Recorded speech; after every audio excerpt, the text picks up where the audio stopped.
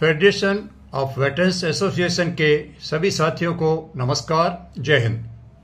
हम सभी जानते हैं कि 9 अप्रैल 2023 को पहली बार जवानों और जेसीओज के संगठनों के फेडरेशन का गठन किया गया।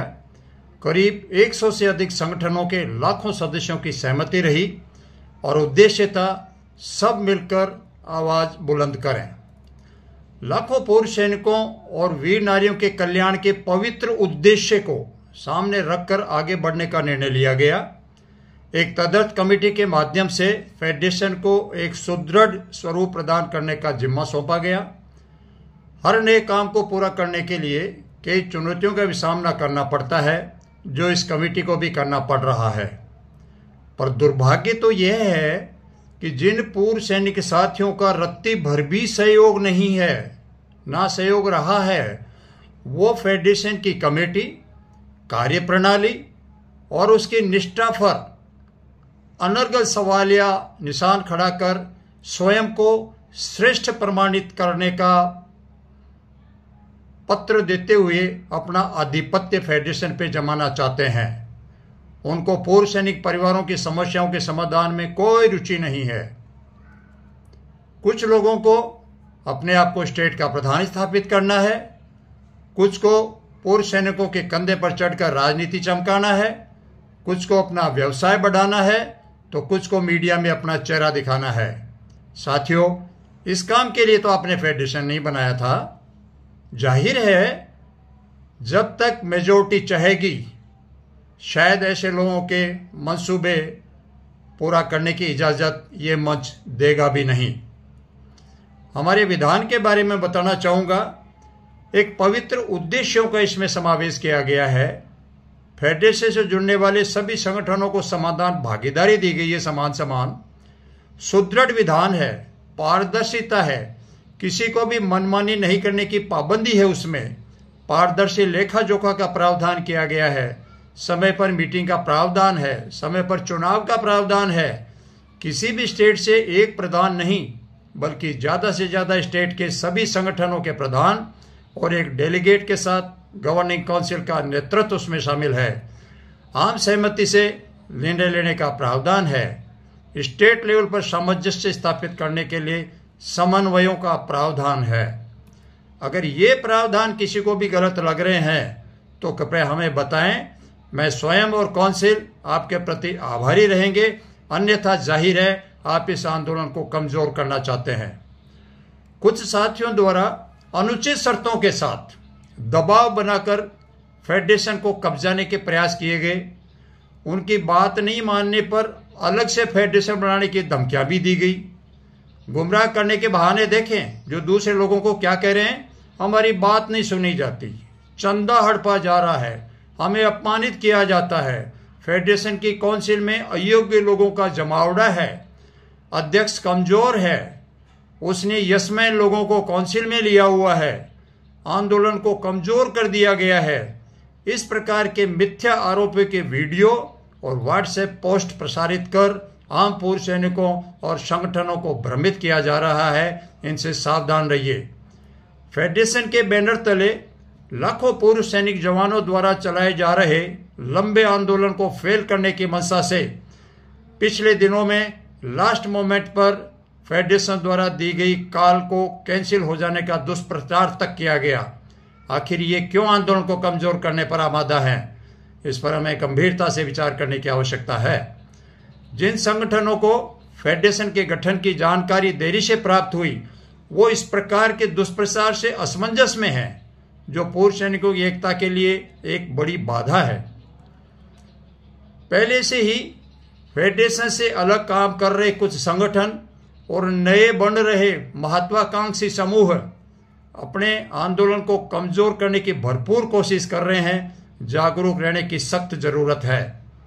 साथियों, फेडरेशन से जुड़ने के लिए करीब 130 संगठनों के प्रस्ताव हमें प्राप्त हुए हैं, जिनको एफिलिएशन प्रदान करने की प्रक्रिया चल रही है। जो संगठन हमारे बायलॉज की शर्तों को पूरा नहीं करते और विधान का सम्मान नहीं करते, उनको फेडरेशन की संबद्धता नहीं दी जा सकती। हमें प्राप्त समर्थन पत्रों के आधार पर एक रफ सूची तैयार की गई, जिसका एक व्हाट्सएप ग्रुप भी चल रहा है। और एफिलिएशन की प्रक्रिया पूरी होते ही जो संगठन मापदंड पूरा नहीं करते हैं उनको सूची से बाहर किया जाएगा और फाइनल सूची जारी कर दी जाएगी।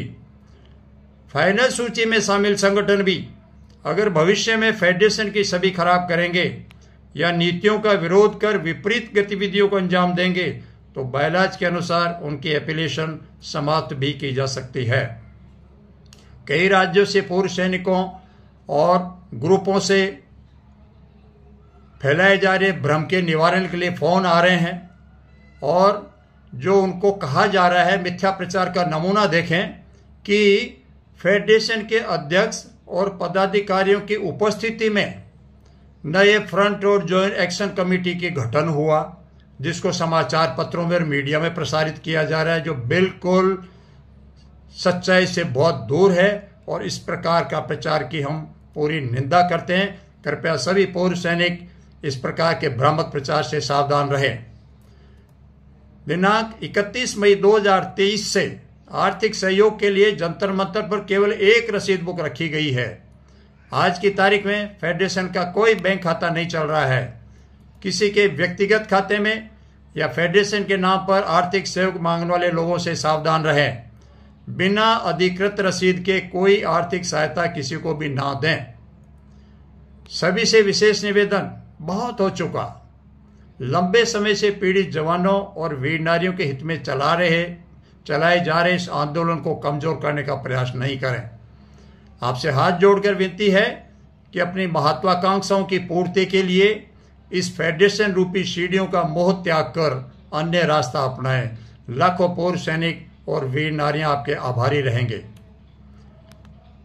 ये सवाल उठ रहा है कि अब आगे क्या। कार्यकारिणी ने सुनिश्चित किया है कि आंदोलन के चरण इस प्रकार से होंगे। दिनांक 2 जुलाई 2023 को जिला स्तर पर 1 दिवसीय भूख हड़ताल का आयोजन किया जाएगा। जुलाई के दूसरे सप्ताह में उन सांसदों से संपर्क करेंगे जिनको हमने मेमो दिया था और उनसे फीडबैक लेंगे और आग्रह करेंगे कि आने वाले लोकसभा सत्र में हमारी मांगों को जोर शोर से उठाया जाए। 23 जुलाई 2023 को जंतर मंतर पर रैली, घेराव और ज्ञापन का कार्यक्रम सुनिश्चित किया गया है।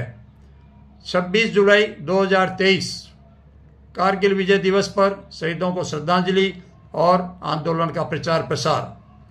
और अगला चरण होगा हस्ताक्षर अभियान।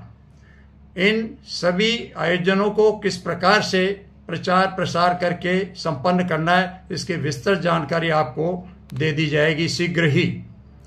इसके अलावा ये सारे आयोजन जुलाई महीने में हमारे संपन्न किए जाएंगे और आगे आने वाले महीने अगस्त या आगे के महीनों के लिए फिलहाल फेडरेशन की ओर से कोई कॉल या आयोजन नहीं है।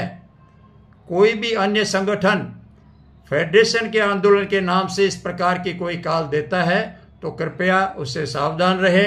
वो फेडरेशन का आयोजन नहीं है। आगामी काल जो भी होगी आपको समय पर सूचित कर दिया जाएगा। सभी संगठन अपने स्तर पर तैयारी शुरू करें। प्रशासन से कार्यक्रम आयोजन हेतु पूरी स्वीकृति लें। अनावश्यक प्रशासन से उलझकर परेशानी मोल ना लें। जय हिंद। अर्जुन सिंह राठौड़।